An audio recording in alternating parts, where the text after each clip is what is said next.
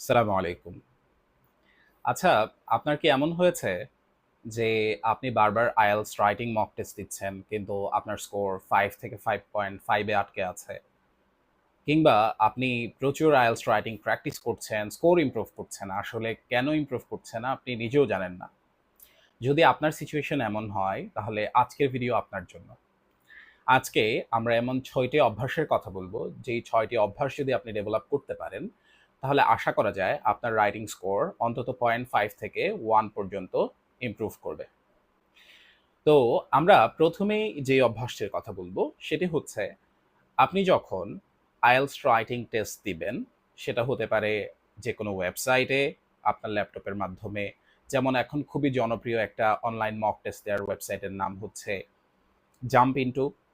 তো jump into কিংবা অন্য কোনো ওয়েবসাইটে আপনি যখন মক টেস্ট দিবেন, আপনার রাইটিংটা যখন আপনি লিখবেন, সেই রাইটিংটাকে আপনি কপি করে ChatGPT-কে অ্যাসেস করতে বলবেন।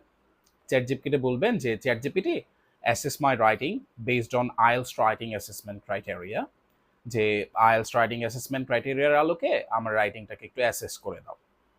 তো ChatGPT যেটা করবে, সে আপনার রাইটিং এর আসলে কোন জায়গাগুলোতে স্ট্রেংথ ছিল, কোথায়, কোথায় উইকনেস ছিল, সেই জিনিসগুলোকে আপনাকে ডিটেইলড একটা ফিডব্যাক দিবে। আপনি যেটা করবেন, ChatGPT-র ফিডব্যাকটাকে আপনি আলাদা একটা ওয়ার্ড ফাইলে কনভার্ট করবেন। অর্থাৎ আপনি ওইটাকে কপি করে একটা ওয়ার্ড ফাইলে লিখে রাখবেন যে আসলে আপনি কোথায়, কোথায় কি, কি ভুল করেছেন। ফর এক্সাম্পল আপনি হয়তো আজকের রাইটিংয়ে কি ভুল করেছেন? সাবজেক্ট ভার্ব এগ্রিমেন্টের একটা ভুল করেছেন। আপনি সিঙ্গুলার সাবজেক্টের সাথে প্লুরাল একটা ভার্ব লিখেছেন। সো এইটাকে আপনি লিখে রাখবেন। অথবা ধরেন আপনি কোথাও কমার ব্যবহার করেন নাই। ফর এক্সাম্পল সাবঅর্ডিনেট ক্লজ এর পরে কমা দেওয়া দরকার ছিল, আপনি কমা দেন নাই। তো এইরকম করে আপনার যেই ভুলগুলো হচ্ছে, সেই ভুলগুলোকে আপনি আলাদা একটা ফাইলে লিখে রাখবেন এবং প্রতিদিন যখন নতুন করে একটা রাইটিং করতে যাবেন, তখন ওই ভুলের তালিকাটা ধরে আপনি দেখবেন যেন পরবর্তীতে সেইম ভুলটা আপনি না করেন। তাহলে আপনি বুঝতে পারবেন যে পরের বারেও যদি আপনি সেইম ভুলটাই করেন, তাহলে বোঝা যাচ্ছে যে আপনি কেয়ারলেসলি লিখছেন। অর্থাৎ আপনার আগে যেই ভুলগুলো হচ্ছিল, সেইম ভুল রিপিটেডলি হচ্ছে, ফলে আপনার ইমপ্রুভমেন্টটা হচ্ছে না। আপনি ইমপ্রুভমেন্ট ট্র্যাক করতে পারবেন এই প্র্যাকটিসটার মাধ্যমে। দ্বিতীয়ত যে প্র্যাকটিসটার কথা আমি আপনাকে বলব, যে আপনার একটা রাইটিংয়ে, স্পেশালি রাইটিং টাস্ক 2 এ আপনি চেষ্টা করবেন একটু স্ট্রাকচারাল ভেরিয়েশন দেখানোর জন্য। ফর এক্সাম্পল আপনার রাইটিংয়ে আপনি চাইলে একটা দোল-দো স্ট্রাকচার লিখতে পারেন। আপনি চাইলে একটা ইফ আনলেস স্ট্রাকচার লিখতে পারেন। আপনি চাইলে সিন্স, অ্যাজ, বিকজ এর একটা স্ট্রাকচার লিখতে পারেন।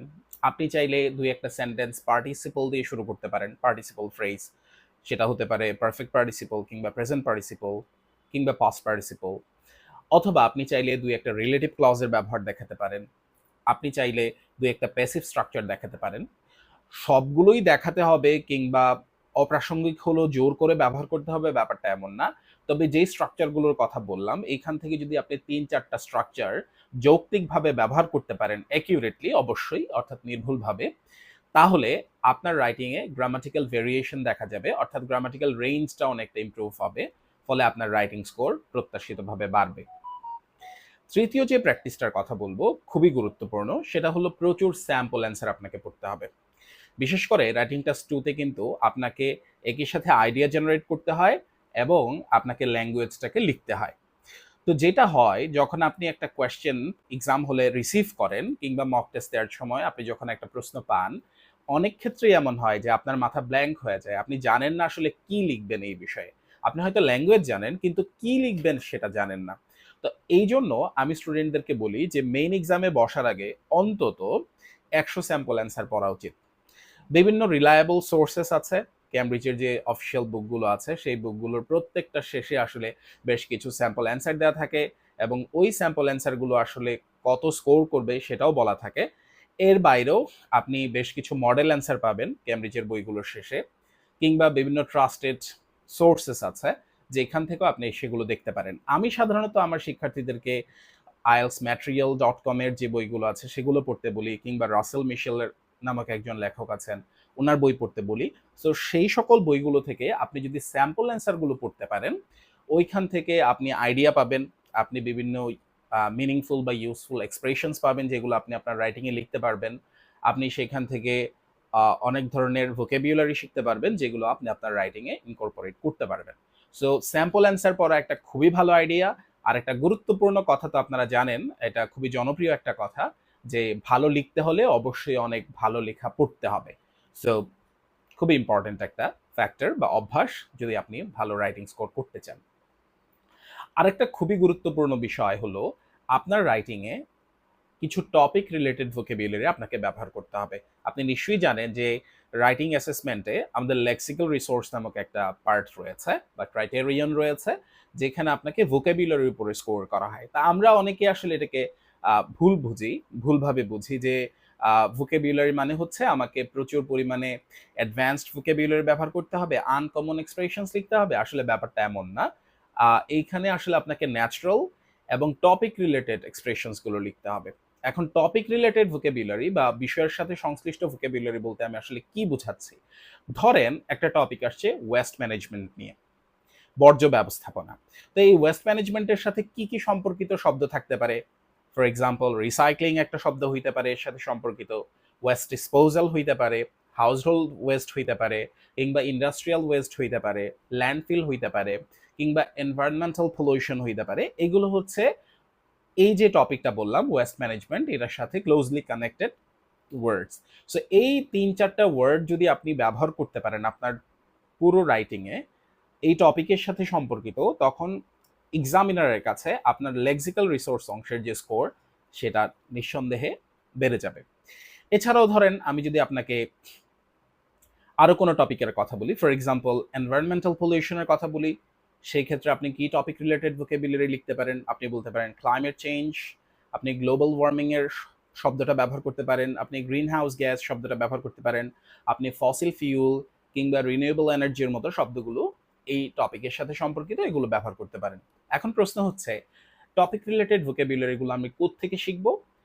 আমরা একটু আগে বলেছিলাম যে প্রচুর স্যাম্পল অ্যান্সার পড়েন। যদি আপনি স্যাম্পল অ্যান্সার পড়েন, ভালো স্যাম্পল অ্যান্সারের মধ্যে ব্যান্ড 7.5, ব্যান্ড 8 এর যে স্যাম্পল অ্যান্সার গুলো বিভিন্ন সোর্সে পাওয়া যায়, কিংবা আপনি চাইলে চ্যাট জিপিটি দিয়েও জেনারেট করতে পারেন। এখন আসলে এআই আপনাকে প্রচুর হেল্প করতে পারে। সো আপনি যদি চ্যাট জিপিটি কিংবা বিভিন্ন স্যাম্পল অ্যান্সার পরে বিভিন্ন টপিকের সাথে সম্পর্কিত টপিক ভোকাবুলারি গুলো, টপিক রিলেটেড ভোকাবুলারি গুলো নোট করে ফেলতে পারেন এবং অ্যাপ্রোপ্রিয়েটলি ব্যবহার করতে পারেন আপনার রাইটিং এ, তাহলে আপনার স্কোর সন্দেহাতীতভাবে বাড়বে ইনশাআল্লাহ।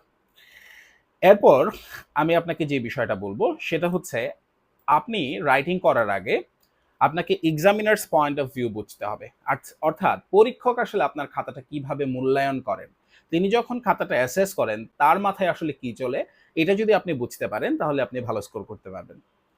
তো সেটা বোঝার জন্য খুবই ভালো একটা অপশন হলো ক্যামব্রিজের যে সকল বইগুলো রয়েছে, ক্যামব্রিজের অফিসিয়াল যে বই রয়েছে ক্যামব্রিজ ইংলিশ থেকে, এখন পর্যন্ত তো ২১টা বই সোফার আছে।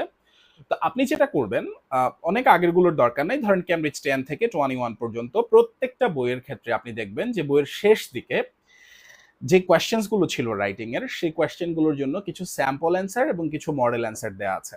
স্যাম্পল অ্যান্সার গুলো বেসিক্যালি কোনো না কোনো ক্যান্ডিডেটের রাইটিং, সেইখানে কোনো একটা স্যাম্পল অ্যান্সার হয়তো 5 এর, কোনো একটা 5.5 ব্যান্ড স্কোর লেভেলের, কোনোটা 6, কোনোটা 6.5 বা কোনোটা 7, 7.5 লেভেলের। তো প্রত্যেকটা রাইটিং এর সাথে আসলে এক্সামিনার্স কমেন্ট কিন্তু অ্যাড করা থাকে। আপনারা যদি দেখেন যে আসলে এক্সামিনার কেন এই রাইটিংটাতে 6 দিয়েছেন বা কেন 5.5 দিয়েছেন, কি কি ভুল ছিল এই রাইটিং এ, আর কোন কোন দিকগুলো এই রাইটিং এর ভালো ছিল, এক্সামিনার কিন্তু কমেন্ট করে। তা আপনি যদি এইরকম এক্সামিনার্স কমেন্ট 10টা বা 15টা স্যাম্পল অ্যান্সারের ক্ষেত্রে পড়েন, তাহলে আসলে আপনি এক্সামিনার কি চায় আপনার রাইটিং থেকে সেটা খুব ভালোভাবে বুঝতে পারবেন। এছাড়াও আপনি যদি খেয়াল করেন তাহলে দেখবেন যে কিছু কিছু ক্ষেত্রে এক্সামিনারের লেখা কিছু স্ট্রং মডেল অ্যান্সার দেয়া থাকে, যেটাকেও আপনি কপি করতে পারবেন, আপনার রাইটিং স্টাইলটাকে ওনার মতো করে করতে পারবেন। আপনি বুঝতে পারবেন যে আসলে একজন এক্সামিনার যখন লিখছেন তখন আসলে উনি ইন্ট্রোডাকশনটা কিভাবে লিখছেন, উনি আসলে টপিক সেন্টেন্স কিভাবে ডেভেলপ করছেন, এক্সপ্লেনেশনটা কিভাবে দিচ্ছেন, এক্সাম্পল কিভাবে অ্যাড করছেন, কনক্লুশন কি লিখছেন, কিভাবে লিখছেন। সো এটা আপনি কিন্তু ফলো করতে পারবেন। সো এক্সামিনারের পয়েন্ট অফ ভিউ বা এক্সামিনার দৃষ্টিভঙ্গিটা বুঝতে পারা রাইটিং স্কোর বুস্ট করার ক্ষেত্রে খুবই গুরুত্বপূর্ণ। আর ফাইনালি যে কথাটা বলবো, এটা খুবই গুরুত্বপূর্ণ, সেটা হলো রাইটিং সাবমিট করার আগে আপনাকে অবশ্যই রিভিশন দিতে হবে। অর্থাৎ আপনি সোফার যা লিখেছেন, এখন তো কম্পিউটার ডেলিভার্ড টেস্ট। অনেক ক্ষেত্রেই দেখা যায় যে স্টুডেন্টদের কম্পিউটার লিখাটা খুব বেশি একটা অভ্যস্ত থাকে না। ফলে লিখার সময় বেসিক কিছু টাইপও হয়ে যায়। অর্থাৎ টাইপিং রিলেটেড মিস্টেক হয়ে যায়। তিনি হয়তো ঠিকঠাকই টাইপ করেছেন কিন্তু সাবকন্সিয়াসলি অবচেতনভাবে কিছু স্পেলিং এরর হয়ে গিয়েছে টাইপোর কারণে। অর্থাৎ হয়তো এস এর পরে পি টাইপ করেছিলেন কিন্তু পি এর আগে সরি এস পি এর পরে চলে গিয়েছে। কিংবা হয়তো টাইপ করার ক্ষেত্রে এস বা ইএস এর একটুখানি অসুবিধা হয়ে গিয়েছে। কিংবা টাইপিং করার ক্ষেত্রে একটা কমা বাদ পড়েছে।